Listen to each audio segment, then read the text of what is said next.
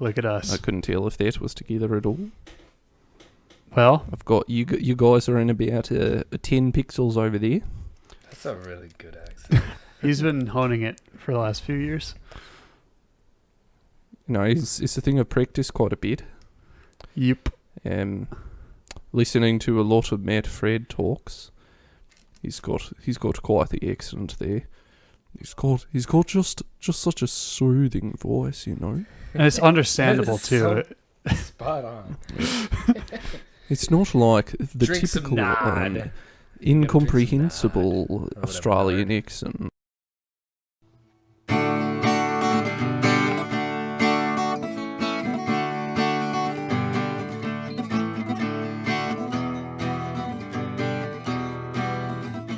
If you hadn't noticed so far, for those of you who are regular listeners, we've got a special guest on today. And we're not Matt Fred.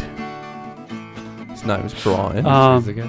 He's our first non-listener guest. Now, how about that? Non-what? Non-listener guest. Non-listener I speak guest. I can understand Australian. Well, I technically am a listener because John likes to listen to you guys in the kitchen. yeah, but it's like secondhand listening. Yeah. Like you're You're not there to do it on your own time.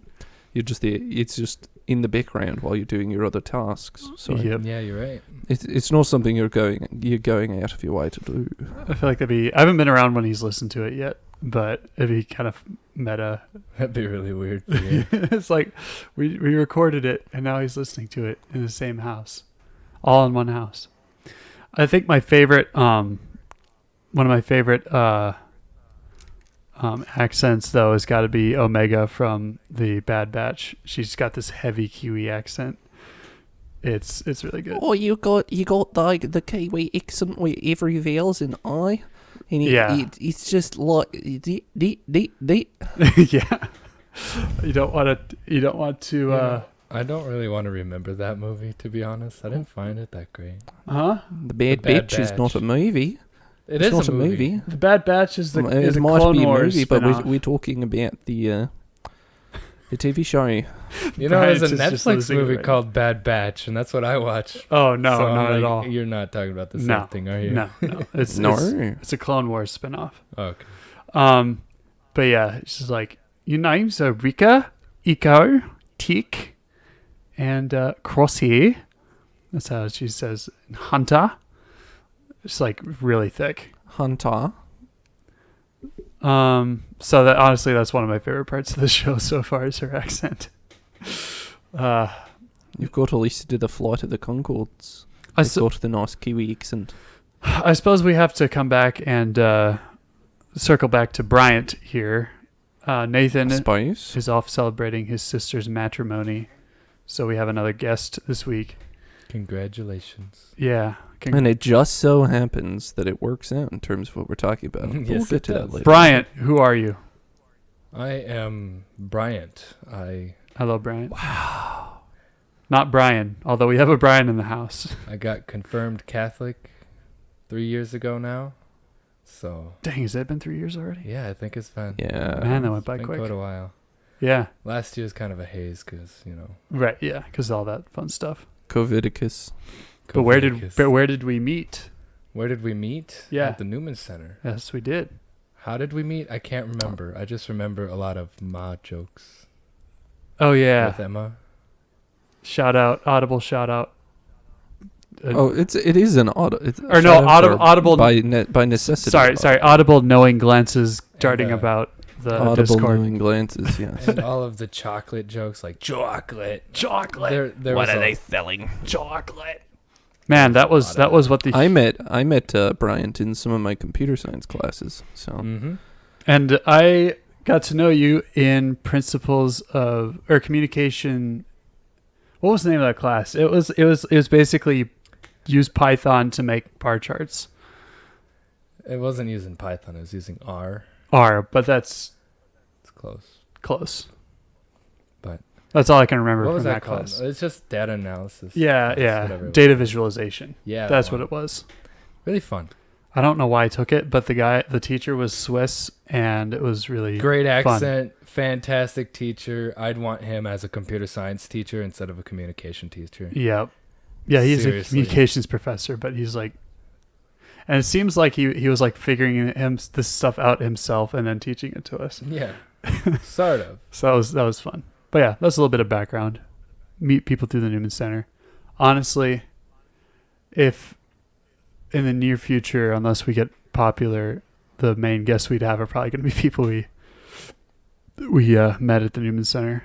But so yeah, that's Bryant. He's he's a roommate, and he really likes the topic of today's episode. But we'll get to that later. Mm-hmm. That's why I'm here. Yep. How was the last 4 days, or since I saw you, Riley? Yeah. It has continued to be an absolute whirlwind. Mm-hmm. Life at the parish is like incredibly busy. I think I worked yesterday from 7:30 a.m. until 9:30 p.m. So Goodness. Wow. What do they have you doing? It was just like serving at mass and emceeing funerals, and after that we had a meeting for a guy going through an annulment process. Oh. And then we had a youth event for the majority of the evening. So yeah, it was a crazy full day, and that's like not uncommon for the last 2 weeks or so that I've been here. Dang. Just a little taste of that. A little taste of that parish life, boy. Yep. I'm basically doing everything here but the sacraments. Yep. So, Sounds about right. Is that what it's like every day? yeah, pretty much. Wow. We've had a lot of funerals to catch up on because of COVID and people wanting to have a lot of people present, so they waited for people restrictions to be dropped so that they could get the whole family here and not just have 10 people at the funeral. So is a funeral not a those. memorial mass, but like an actual funeral? Some of them were memorial masses. Some Okay. of them were people who died recently. Oh, okay. It's kind of a mixed bag, but regardless, the time commitment is more or less the same. Gotcha. Wow. And he's like multiple a day, or?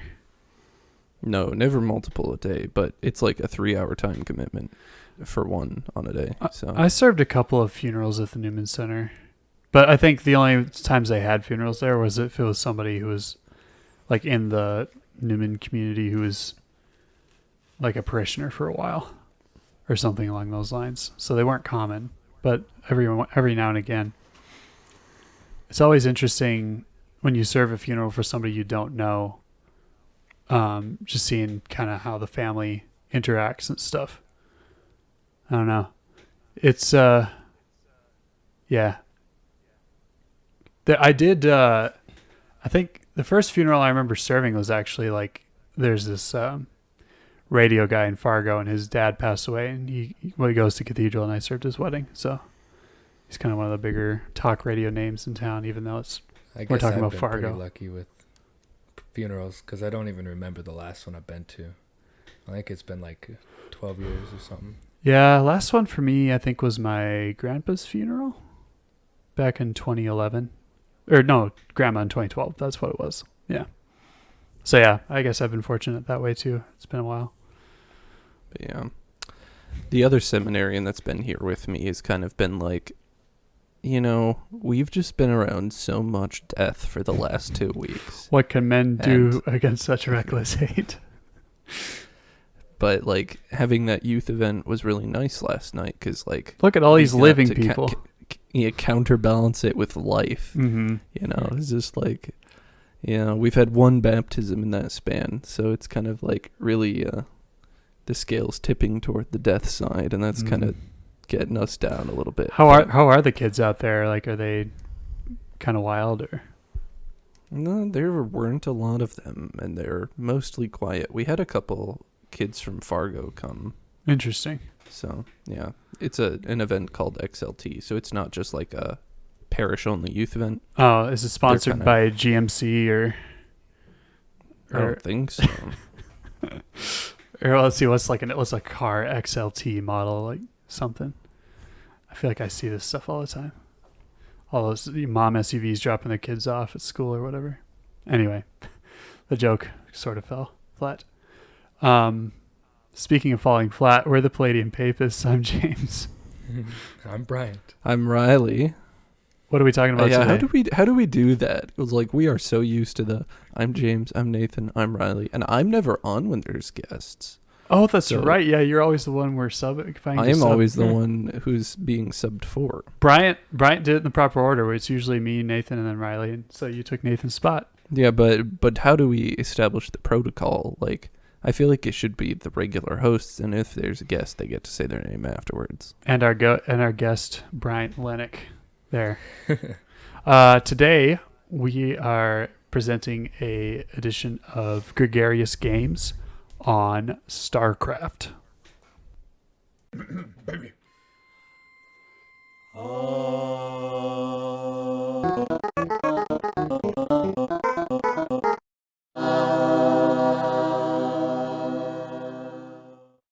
Woo! Okay, that was just a little pause for the bumper. Okay. So yeah, Gregarious Games. I forget what we said the intro was for it.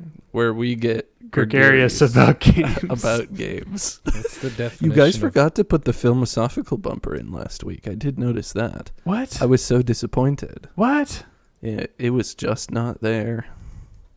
Was that just... You're right. It was just him and I, wasn't it? Now I'm disappointed. What's the definition of gregarious? Friendly, personable, agreeable to others, that sort of thing. Okay. It's not a commonly used term. But neither's Nor is Palladian. neither's Palladian, but that didn't stop us. So yeah, tell us. Nor is a plethora of our vocabulary, but Yeah. What? So this happens to be also one of Bryant's favorite games. Favorite games, yep. well, we're Man, I going to love be starting StarCraft. with StarCraft 1, and I don't know how as familiar you are with So, SC1 and Brood War. I did grow up but, with Brood War. I just don't remember the story much. So I can't Oh, really... the story's so good. Yeah. After playing all of StarCraft 2, all the expansions, it was just so deep. I can't imagine the first one. The first ones were really good, but we'll get into that right now. All right. So the approach I'm going to take with this is kind of just cover the events of the games as they happened. So there's a lot of stuff we find out in later games that impact stuff that happened before the start of the events. But I'm just going to present it as if we're learning it for the first time. Gotcha. Because I So- am. So, because you are. So we begin at the start of what they colloquially refer to as the Great War. And I guess a little bit of backstory will be helpful to establish the situation. So there were some humans from Earth that got on some ships and flew out because they were going to do some colonizing because overpopulation and stuff. Hence StarCraft. And space game. So their ships flew way past their destination into the territory of some aliens who were sneaky and were like, hey, we'll just observe these things and not interfere with them for the time being. So they landed in the Kaprulu sector and started building up some colonies there and were generally living a nice, happy life until these crazy insectoid aliens came along and started like infesting all of their planets, which they were understandably not too happy about. Dang bugs. And yeah, they're buggy looking things. So they called them xenomorphs because they didn't really know what they were. And so they had to routinely fight them off. And one of the planets that got pretty heavily infested, the aliens who had been sort of observing them silently knew about this race called the Zerg. Well, the Zerg are the insect-looking ones. And these other aliens are the Protoss. Not today, And so- Zerg. Not today, Zerg. So the Protoss are like, yeah, we got to deal with these things, so we're just going to nuke the planet. Yep. Screw So it. they We're done. wipe out. They wiped out all the life on the planet, and we're like, yeah, we did it. Charlotte, Which the humans were a little miffed about. get the nuclear newspaper. We're gonna smush that bug. Get the nuclear worldwide newspaper. Yep. It's more like I don't know how you have like a simultaneous newspaper converging on a spherical surface, but it's a metaphor. You get it. Yep. You get the idea. And so the humans were not pleased with what the Protoss did, and they're like, hey, you better stay out of our conflicts. We can handle this on our own. They're like, pretty sure you can. They'll be like, but we can't, though, because we're stubborn humans. We like to do things our way.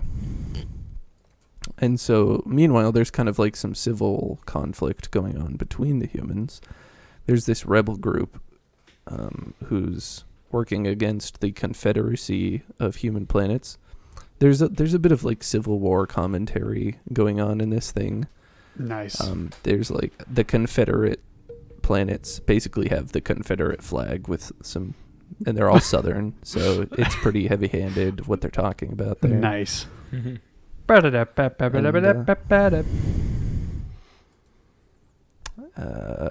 lost my train of thought. What were we talking about? Oh yeah, rebels. Sauerkraut. Led by Sauerkraut. Hate sauerkraut.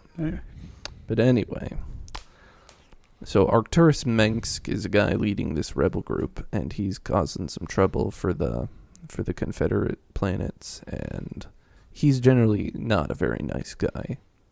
And he's kind of jockeying for power in there.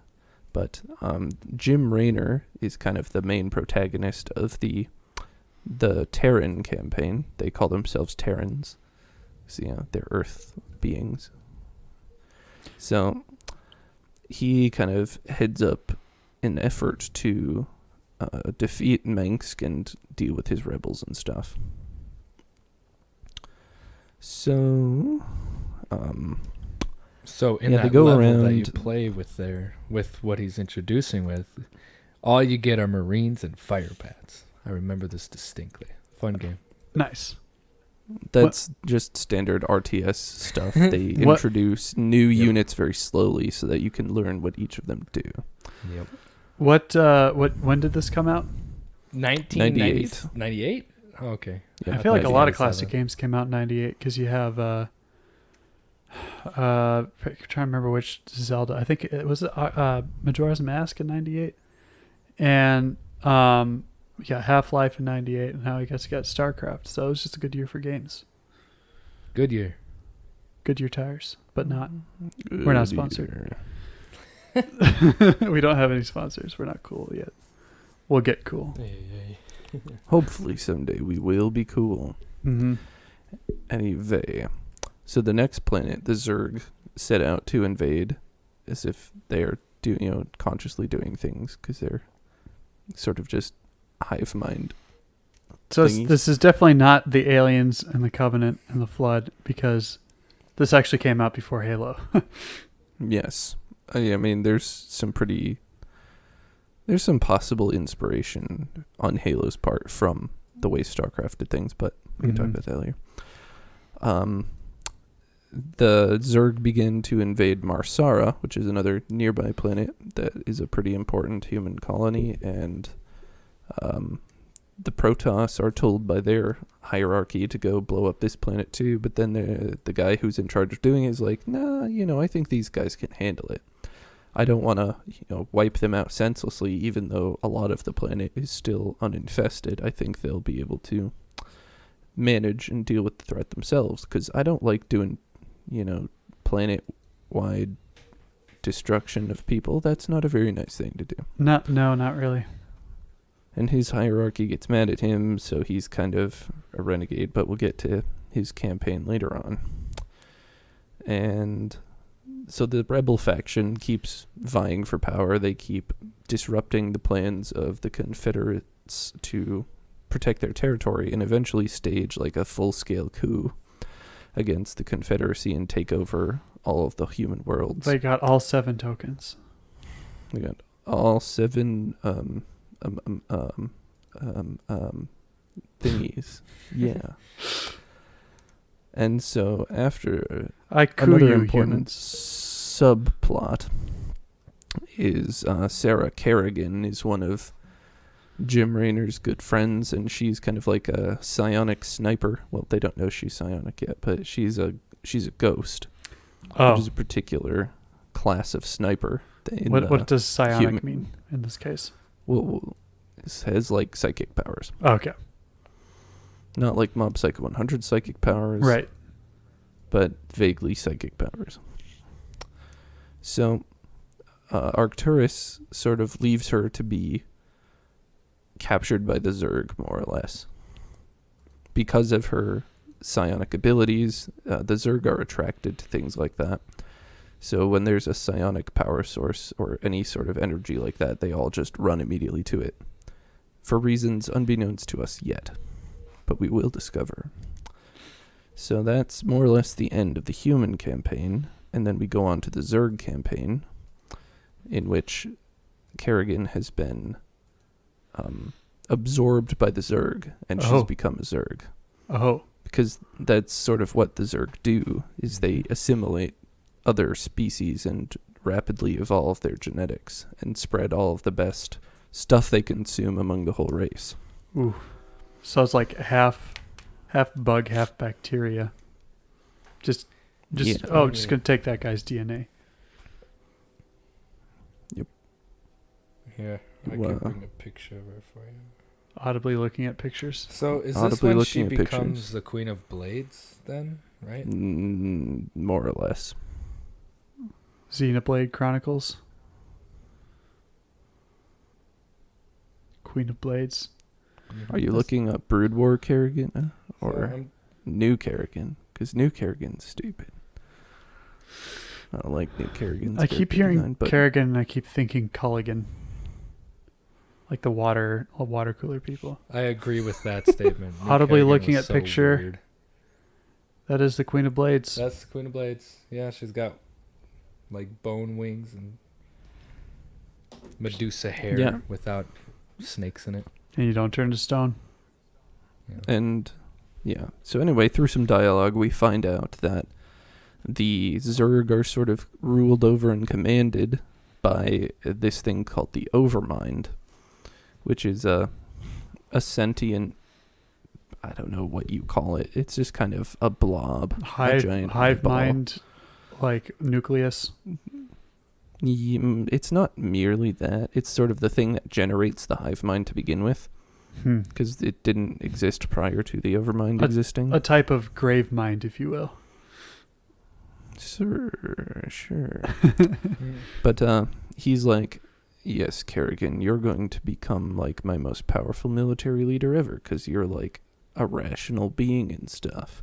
Mm-hmm. And you've got super cool psionic powers that are going to be enhanced by your absorption of genetic stuff. Mm-hmm.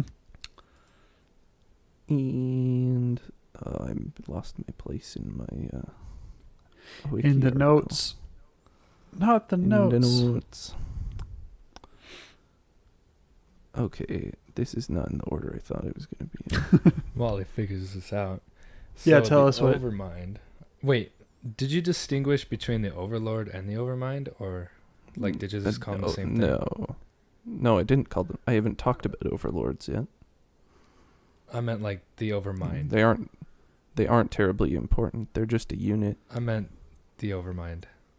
Oh, I talked about the Overmind. I didn't talk about the Cerebrits. Do you want to talk about Cerebrits? Sure. Do you even know what those are? Did they even have I them in don't. SC2? No, they did not. Okay, yeah, they might have killed them all by then. But I guess the Cerebrits are kind of like delegates of the Overmind to oversee his will in more particular locations, because obviously the more spread out this thing gets, the harder it is to control. So he has a few. The Cerebrits are kind of more localized commanders to execute what he wants. Centurions, And- but bug. Centurions, but bug. And Kerrigan is going to be like a step above them to sort of keep them in check, because some of them are starting to be a little too... So a legate. Wait, what's... I watched multiple videos about Roman command structure. Anyway, moving on. Yeah, so Kerrigan goes around and absorbs a bunch of new stuff and does military conquests. So her mind's kind of corrupted and she's evil now. Yeah, she's evil now. Okay. more or less. Mm-hmm. And in the middle of this campaign, one of the Cerebrits is assassinated by a member of the Protoss. His name is Zeratul. He's one of the Dark Templar. We'll explain a little more about what that means later. But in doing that, they inadvertently revealed the location of Ire, which is the Protoss's homeworld. And the Overmind was like, excellent, I'm going to go take that place over. So he does, and defeats the Protoss homeworld and takes over Ire. And that's more or less the end of the Zerg campaign. And then we pick up with the Protoss campaign, and they're trying to go take it back. So they do a little bit of teaming up with the humans to defeat Zerg positions and whatnot. And Tassadar is the main guy we're operating from the point of view of. He's a Templar, and the Protoss are kind of this fundamentalist group that are very highly, they're sort of like, what's the Halo thing? The hierarchs? The Covenant. Yeah, the hierarchs. They're kind of like that, where they are ruled over by this conclave, and they have very, very strict rules about what you can do and what you cannot do. And Tassadar is a little more open-minded, willing to do the things. arbiter. He's the arbiter. Or rather, the arbiter is him. Yeah, that's right. Getting the Yeah. dates mixed up. The Protoss campaign, you see a lot of the inspiration for Halo in that. Yep. And he's willing to work with the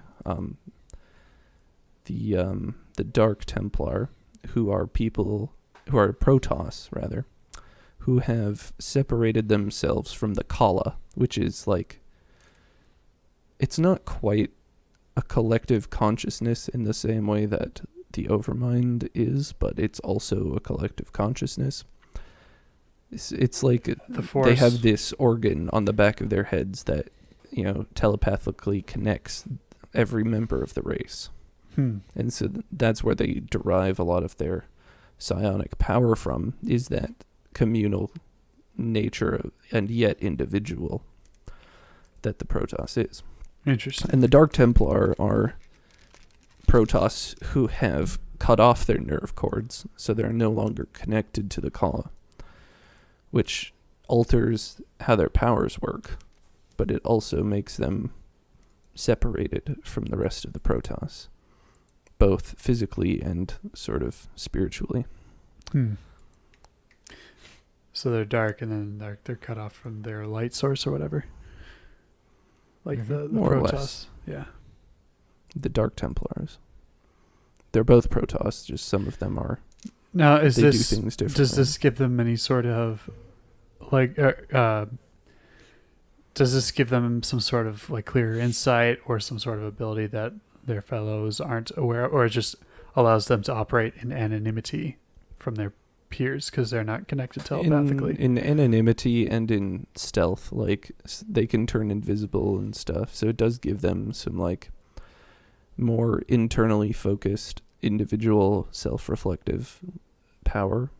Gotcha. It So sort of that's changes that's their the trade-off perspective they're going for, yeah. from a communal identity to an individual identity. Gotcha. Mm-hmm.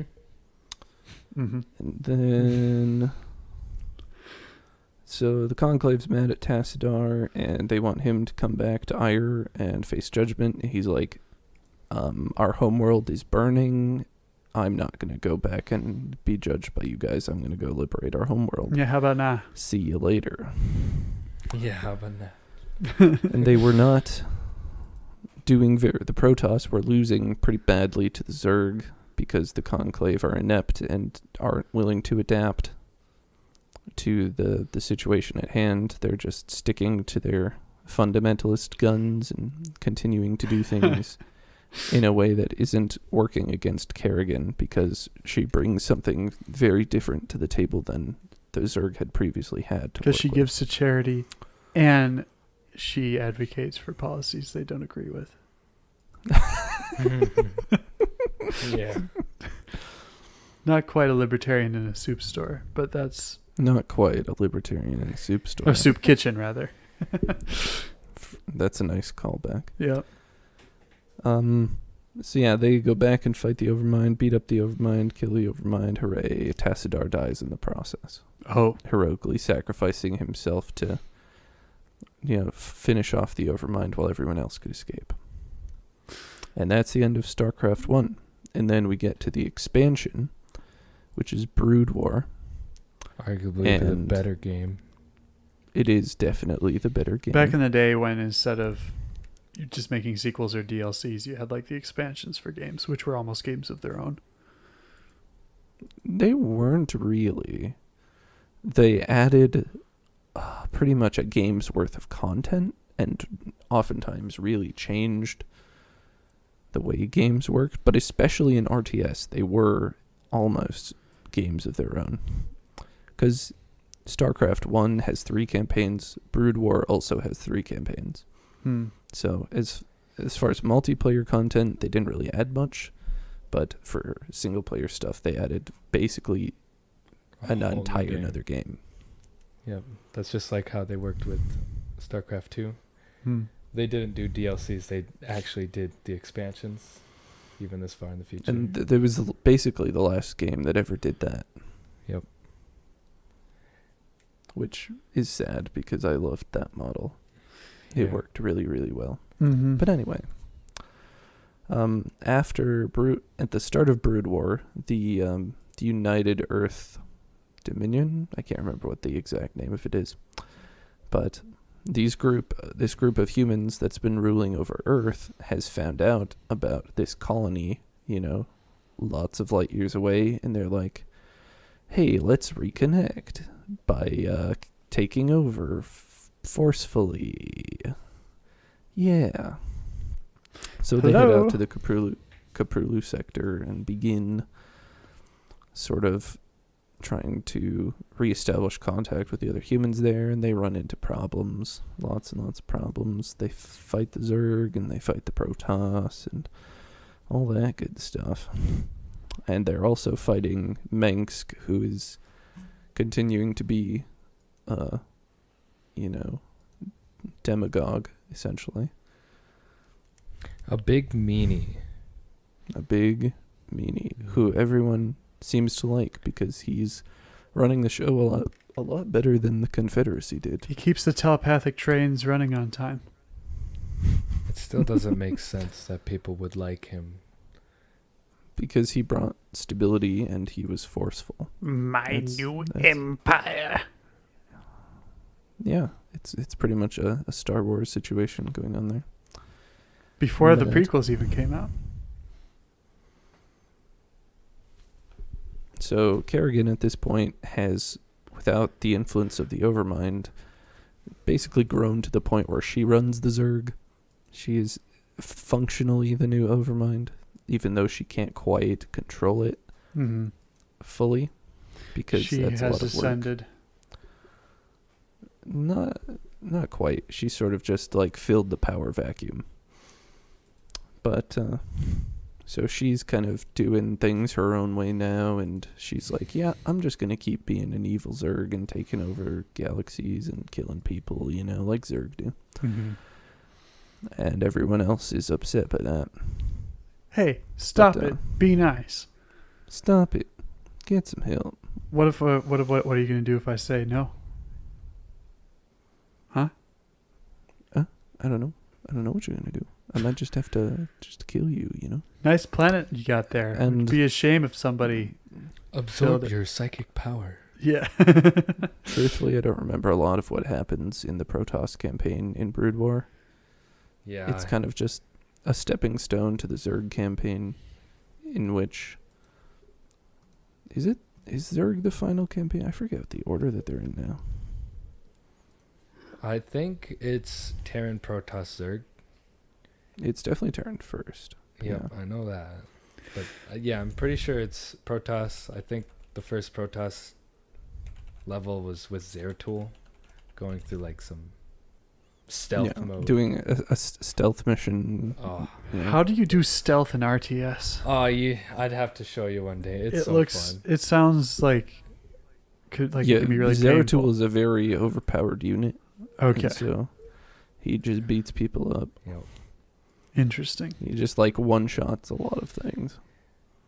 But he has a very limited health pool, so you have to strategy. Anyway. And stretch a G. G. Protoss but long. campaign. Yeah, so they go to Shakuris, which is the Dark Templar homeworld, and they start to get along a little more with the Dark Templar. And yeah, that's all fun and games. And then there's some stuff with the Zelnaga temple, which they explain is like this ancient race who forged the Protoss and the Zerg. And the Protoss kind of Not the ended up Forerunners. in... Not the Forerunners, no. The Protoss did something or other that broke their link to the Zelnaga, and the Overmind was also something the Zelnaga created. But he got too sentient and fought back and wiped them out, basically. So there aren't any left anymore. But there are still some temples around that have some of their latent technology and power stuff in there. So they go to one of those to try to reclaim some of the power that's in there. And the Zerg want that for themselves, so they oppose them in that. And then we get to the Zerg campaign of Brood War. And with the humans from Earth coming in, threatening Kerrigan's dominion, basically. Are you She's, threatening me, Master Human? And the And then there's that. she sort of sets herself up as the bad gal, which she has been, really. Billie Eilish But in space. she does, Billy, and gets the humans and Protoss to team up and take her down and the United Earth Dominion. And so that's she can pretty draw. much where. Wait, so like she that's can- just what yeah. happens, or is she Yeah. trying to draw them out so she can wipe them out? No, she's like kind of realized that she's been a douche canoe at this point, and is willing to sacrifice herself so that the threat of the Zerg is eliminated and the threat of the United Earth Dominion is eliminated. So yeah, that's more or less what happens. Raynor comes in at the end and rescues her, and they all ride off into the sunset insofar as there is one in space. So off into the galaxy center set. In whatever direction relative Kinda to like- the orientation of whatever. Kind Huh? of like Captain Marvel. She just goes off and does Da, her da, thing. da, da, da, da, or Superman. Just flies off into space. Well, yeah, but Superman stays on Earth. Right, but like they always end the movie where he just like flies off into space and smiles Yeah. for the camera. Yeah. And StarCraft 2 picks up pretty much where it left off with Brood War. My It's baby. it's a few years later. I think it's like 10-something years later, but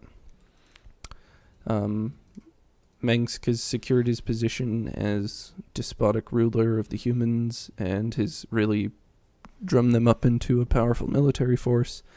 And Jim Raynor goes on an escapade to free humanity from him. That's pretty much what Wings of Liberty is. Yep. And then Heart of the Swarm, they Well, Kerrigan. actually, though, Well, tell me about things that I'm missing, because I'm trying to speed through this. so in Wings of Liberty, Raynor just builds up from the ground, straight up throughout the whole campaign. And he doesn't actually end up destroying the Dominion in the first campaign. He instead collects all of these artifacts so that he could control the Queen of Blades or like suppress her power. That's really the whole point of the first campaign. Because in the last level, that's what you do. You assemble the artifacts, and it really weakens her. And then there is dialogue between the two because Raynor loves Kerrigan. Nobody Even though saw she's that in coming. Zerg form now, he still loves her. There's this character called Tychus who was hired by the Dominion to assassinate her. But I think Raynor convinced him otherwise. I can't remember what happened to him. But Kerrigan and Raynor at the end team up to destroy the Dominion. That happened. Yeah, and they do some magic, and Kerrigan's human again. Hooray! Sort of. Way. She's still Zerg. Sort of. She's still Zerg, but she's got the Zerg hair, but she looks like a human still. Or So rather, that a means human again. That means they can fall in love now because she looks like a human. She's Precisely. still not human. Yeah, but by she any looks like means. one. But she looks like Like, I one. think She looks like one. No, I think she upgraded her power somehow, but that just comes with the next episode, chapter, Gotcha. campaign, whatever you call it, The next escapade. which is my favorite. Yeah. Heart of the Swarm is Great pun. it takes off immediately after Wings of Liberty, more or less, and Kerrigan's like experimenting with how well she can control Zerg now. Her control is much less good, but she can still do it. Mm-hmm. And where did it go? And then Lost she my gains spot. like powerful Zerg allies like the Leviathan to traverse everything. Well, we didn't talk about how she basically... There's this one prince of the Dominion who's like claiming to help them Oh yeah, because he doesn't like his dad too much. Mr. Blondie. It's, Mr. Blondie. it's not a face, Dad. I just hate you, you know? It's And like Kerrigan doesn't trust him, so she kind of takes the experiment her own direction and, you know, eventually realizes that she wants to... I don't know exactly what her motivation was, but she just becomes a Zerg again. I don't know. We needed to do that. Okay. For the sake of conflict in the campaign. We need to make her Zerg again. It's like, So oh, she you know how does that that. part where we made her more human? Yeah, I guess that's... Let's That's off. Uno reverse card. Oops. Well, We need it it. didn't really make her more human at Right. all. But it it just did. gave her a conscience and ripped her away from the overmind.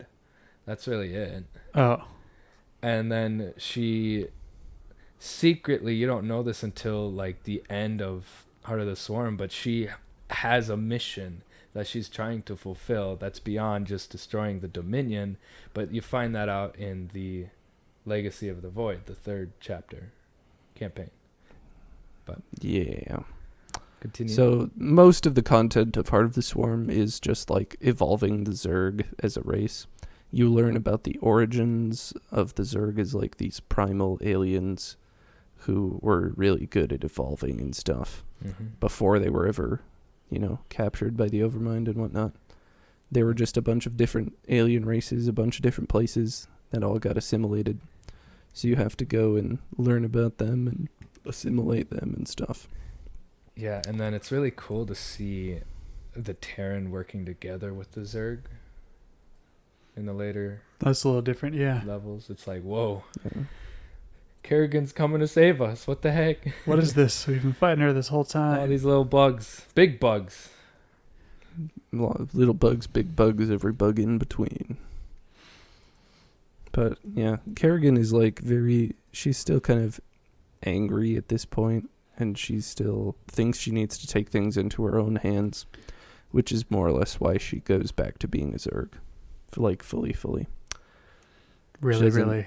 Thinks she can do enough as just a less Zerg. As a more human looking person. So yeah. With And bat then wings. once we get to Legacy of the Void,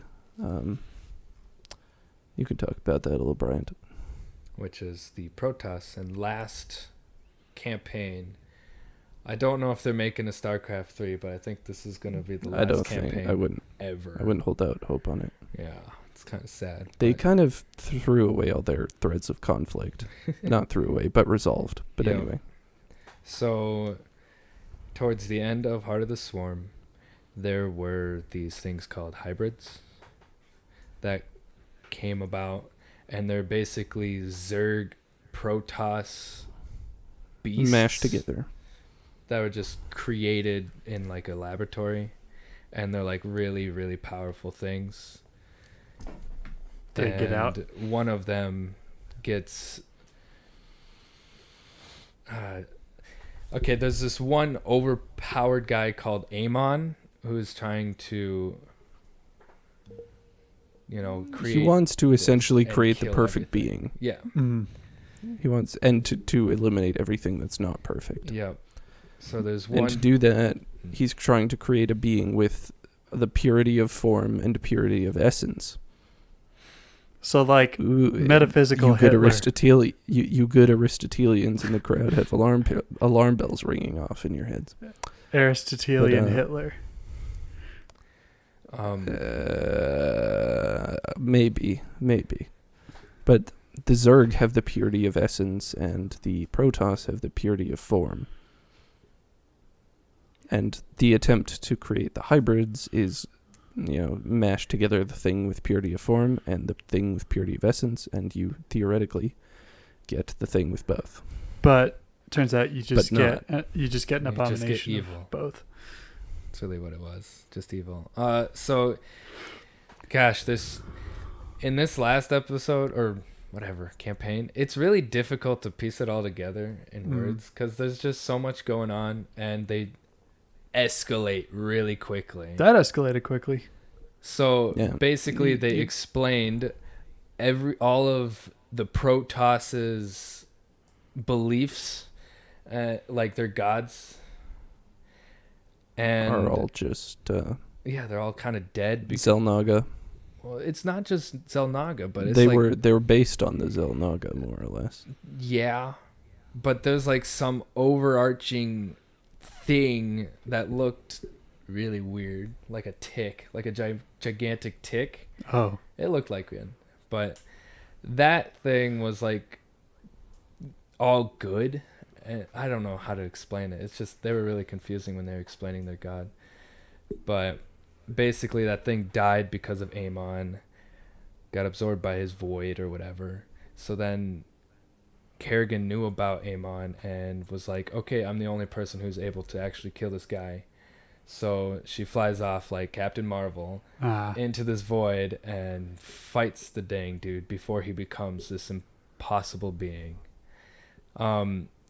Along the way, the Dominion takes side with Amon, and Raynor, I think it's only Raynor and all of his crew defeats him in one of the later levels, but it all just like collectively builds up to these moments of just defeating evil.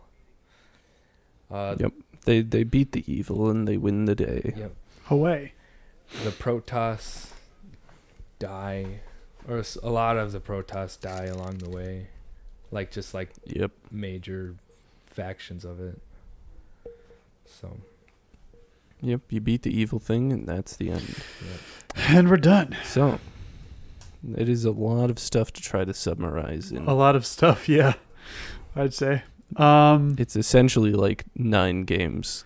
So, So what do you guys like about StarCraft? one of the coolest things about it for me is it was one of the first RTS ever to do asynchronous race design, which is fancy talk for not everything's the same.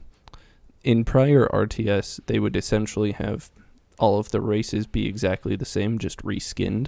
Mm-hmm. So all of the stats of the units are identical, they just look different. StarCraft was one of the first RTS to not do that. So they had very significant differences between the races. large and their units diversity are of units. everything is, the Zerg are very like expendable units, low health, high damage, high mobility sort of thing. The Terrans are the most versatile kind of ranged, high unit count sort of thing a lot of the time. And the Protoss are, I don't know how to describe their play style, but it's like, It's yeah, slow but it's sort of- powerful. in StarCraft 1, I guess. In StarCraft, They're 2, they're it's- kind of they're just kind of tricky. They've got unique problem solving tools, I guess. Mhm. They provide you with a lot of creative ways to play. So that was very, very cool. Being I- one of the first games to do that. I grew up playing the StarCraft Brood War with my dad Mm-hmm. all the time, so it's got a good spot in my heart. It's got a place in my heart. Other cool stuff about it is, I mean, I didn't play StarCraft 1 for the first time until 2018, I think. And, I have been a lifelong Blizzard fan, and I love all of their earlier projects, like the early Diablo games, Warcraft 2 and 3. And playing it for the first time, I'm just like, yep, this is a classic Blizzard game. You can just feel it. It's just everything about the atmosphere just feels like a Blizzard game. And it was like teleported me back to my childhood, even though I'd never played the game before. You had your what's the ego moment when he eats the ratatouille, but it was the good Blizzard from the old days, From the ye old days. Yeah. and not the Oreo Blizzard, but the Blizzard And- Blizzard. It's literally a lot of the same people worked on the creative aspects of both the Warcraft franchise and StarCraft. Mm-hmm. So that's understandable. Like Chris Metzen is one of the creative leads, and Glenn Stafford did the soundtrack for both of them. But it just jumps right out at you. Like the first instant the Terran 1 music starts playing in the first mission, you're like, yeah, that's a track that Glenn Stafford wrote. You can Mhm. just tell his style, which is super unique and cool. Nice. Other things that I like a lot about it is kind of the human politics commentary that comes out in the Terrans campaigns. The UED is like very, very Soviet in its design. The Dominion is very like, harkens to Nazi Germany.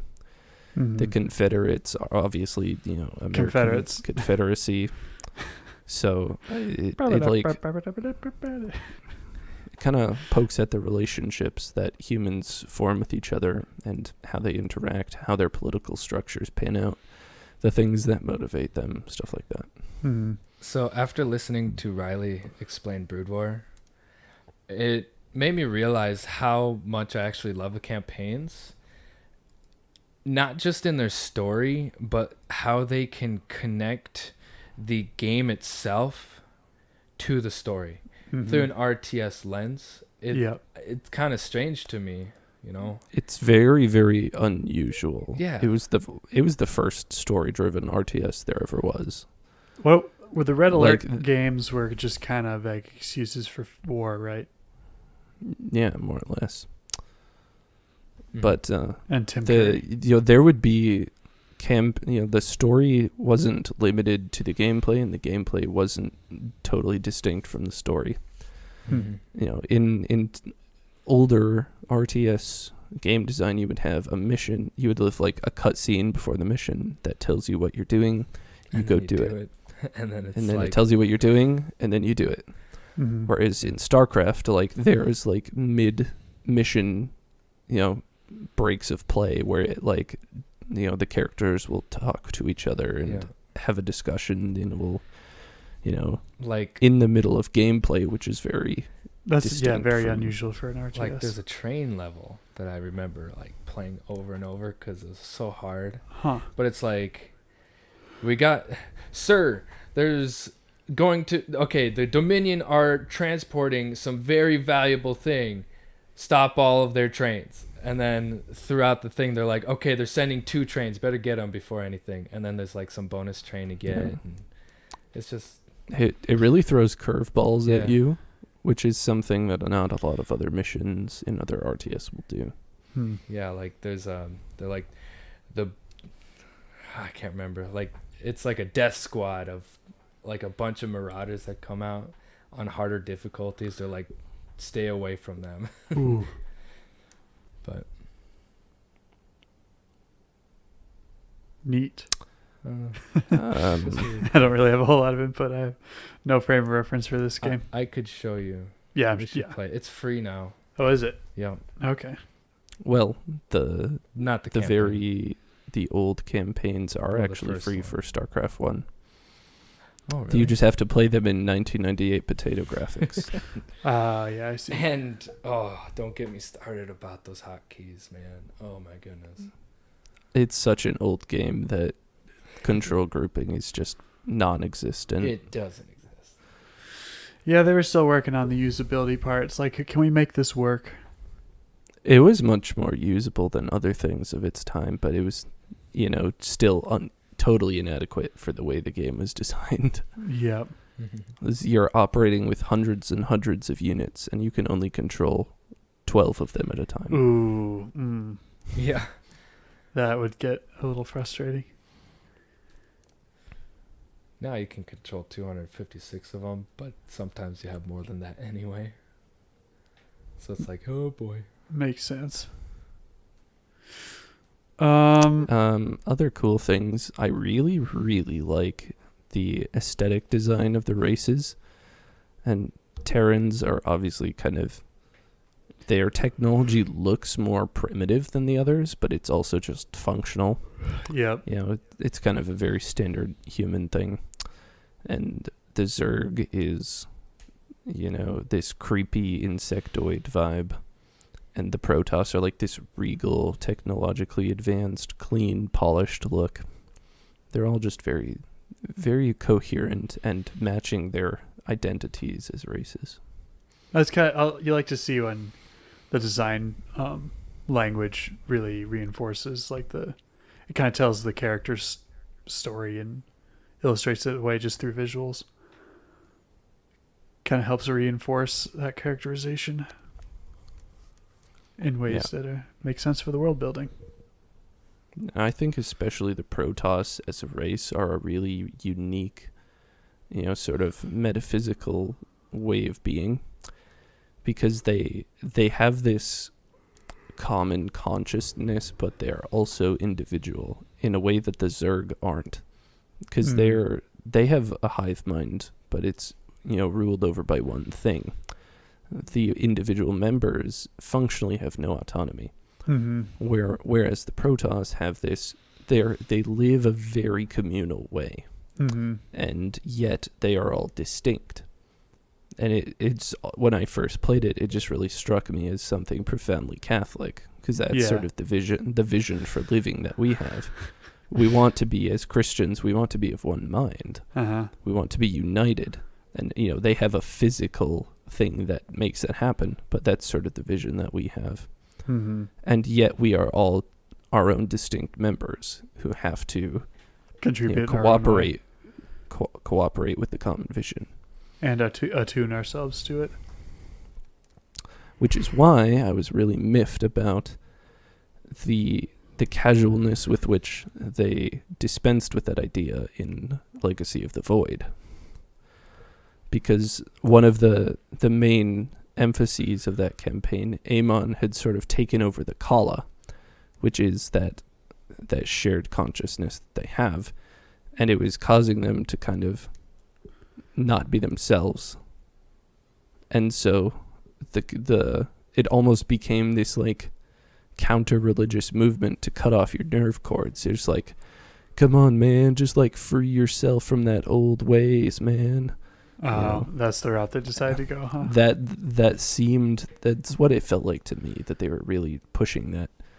It's not this is part of our race's identity. This makes us who we are. And I'd really like to not have to do this, but I have to cut off my nerve cords to preserve the race. If I don't do it, no one can fight and we'll all die. That's not the angle they took to explain why they all did it. He had to begrudgingly overcome people's fundamentalist desire to not break the rule.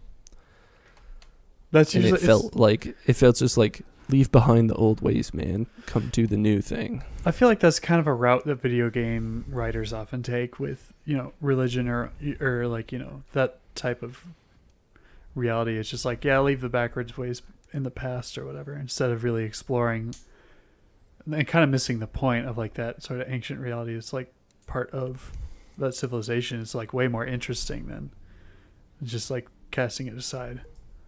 Because you see a lot of games where people are like exploring ancient cultures or whatever, but then they don't really stop to really dive into what the mystery of their belief systems and their identity very much. That's sort of a trend I've noticed. Which they did really well in StarCraft 1. They paid respect to that identity, and contrasting Tassadar with the Conclave. Yeah, they made a distinction between the ones who operated in a fundamentalist way and the ones who maintained the precepts of their faith, but also saw the flaws in operating solely by the letter. Mm. So they made a really nice contrast in one and then decided promptly to disregard that in two. Well, I suppose we're already kind of bleeding into the truth portion a little bit, so I guess should we just get into the transcendental analysis? Yeah, let's get into it. All right, so truth. What are truths we can pull out of StarCraft as Catholics? Don't do despotism. Despotism. Don't concentrate power in one person or thing. Don't do that. Stop that. Don't do it. Subsidiarity and stuff. Manage everything at the lowest possible level. Keep it local. Yeah, keep it local. Be excellent to each other. Well, be unified, I guess. Yeah.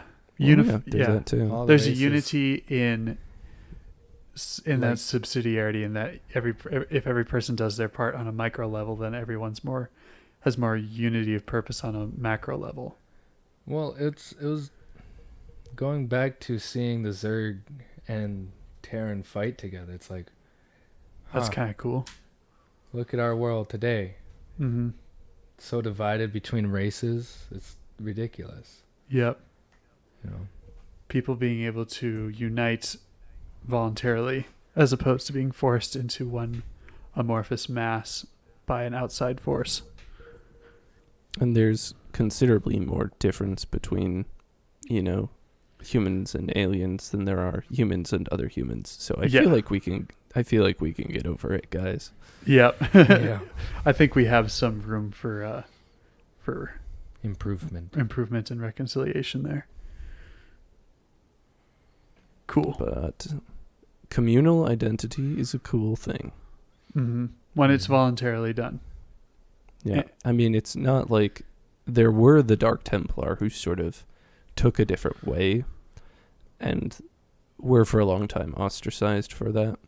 But the vast majority of the Protoss wanted to live in that communal identity. They, of course, had the option not to if they wanted to. Mm-hmm. But, the Protoss are Catholics. They just don't. There we go. Any other truths we can discuss from StarCraft? Nah, I think we've pretty well covered it. Goodness. The Wings of Liberty campaign is just like, it's just good. There's some bros being bros. They're banding together to fight for what's right, and it's just a profoundly good thing that they're fighting against oppression and liberating people from tyrannical rule. That's neat. Good stuff. Any other good things? I guess what's her face's sacrifice is also a good thing. Yeah. Kerrigan eventually realizing that she was in the wrong and set herself up as someone that everyone could hate to get them to band together. Much like Lelouch did in Code Geass. Oh, you yeah. which you could go listen to. Yep. We have an episode on Code Geass. That's the Libertarian in a Superstar one. That's right. So go listen to that. I think that's the title of the episode. So Yes. anyway. Other good stuff, Brian? I know. I guess you're not as familiar with this format as... I don't know this format at all. But so there are quite a few levels where you have to save people. Uh-huh. And it's like, I wanted them to give you the option to not just for the free will sake of it. Uh-huh. But no, it's like, just for the freedom of indifference, yeah, there's just not the freedom for excellence. there's a lot of characters that actually care about life, which is really cool. I know that there was one level where a scientist becomes evil because he turns into a Zerg. Oh. And oh gosh, where am I going with this? Later, when we were dealing with it, it kind of shows sin in a way. Sure. Where we can dive deep into it, and it just makes us blind to all the bad stuff that you're doing around you, and you're just absorbed in that one thing. And I think what his problem was, like, there's this gas called terazine that he injected in himself, Oh, sure. or he's messing around with. So I don't know, drugs are bad, kids. Don't play God in science, Yeah, pretty much. because you can end up creating an abomination. Beauty. What is beautiful about StarCraft? All of the game's art design is incredible, especially StarCraft Remastered. If you've got the chance, play it. It's so good. And Did they change any of it? No, it's like pixel perfect, just up-resed assets for everything. It's marvelous. Okay. Oh man, the remaster it's probably the best remaster of any game I've ever seen. It's just totally, absolutely faithful That's to high the praise. original rendition.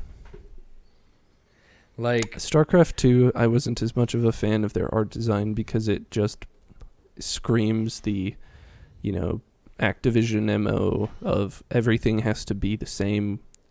They gave the reins of the company over to some marketing kid with a marketing degree and flipped open his textbook and said, "Hey, we need to have a brand.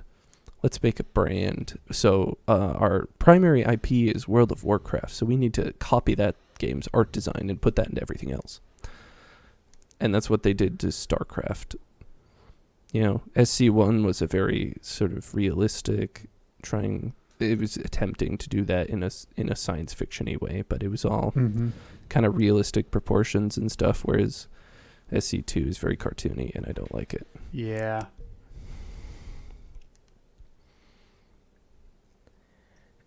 in that remastered version, I know I've played it, and I actually didn't distinguish a difference right away.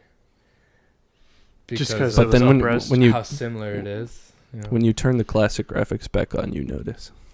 Yeah. Is it like the Halo? It's another one of those things where at the push of a button it goes back and forth. That's interesting. I wonder, there's got to be some stuff I don't quite understand to it where you're able to do that and it doesn't like take forever to like reload the world or something. You just toggle it. It's called RAM. There you go. Boom. It's called RAM. Uh, The soundtrack is amazing on both games. Mm-hmm. Yep. Agreed. StarCraft 1's is obviously much older, so they had limited capacity for what they could do with it. mm-hmm. So it's a little more of its time in terms of being video gamey music, Yeah. more sort of techno style, but it does also fit this kind of sci-fi-esque Futuristic. aesthetic they're going for. Yeah. Whereas StarCraft 2's soundtrack is considerably more orchestral. But they're both great. They're both fantastic. They would do remixes of songs and make them StarCraft related, and you can play them on the jukebox in between levels. Nice. It's really funny. Nice. Any other elements of beauty to talk about? Okay. No, the games just look great. Unity. Space. Space. But it's really centered on this idea of unity and difference and resolving conflict by recognizing unity. Unity of purpose, one might say. Well, not simply unity of purpose, but just unity in being, in purpose, in pursuit of the common good. Yeah. There's all kinds of things that, that individual races pursue in terms of unity for themselves, and in, all of the races working together in the common goal of defeating this, cataclysmic evil. Because at the end of the day, the unity in this game is unity, which is kind of meta, but it's the best way to express it. Was it made using Unity? Or I suppose No. you could. No, It was before Unity was a thing. That's true. Although I suppose if you wanted to, you could probably reverse engineer it in Unity if you really wanted to. Mm-hmm. But that'd probably take forever and beyond my expertise. What has also taken forever is this podcast. Yeah, it's this. We've been going for a bit, so I guess any final thoughts before we close up the pod? Mm-mm. Okay, cool. Well, thanks for listening to the Palladium Papists. You can listen to us on Spotify, Stitcher, Google Podcasts, and Apple Podcasts. Follow us on Twitter and Facebook at Papists. If you have any questions, comments, concerns, or complaints, or suggestions for future episodes, email us at palladiumpapists@gmail.com. And we will talk to you again next week. Bye. Bye. See ya.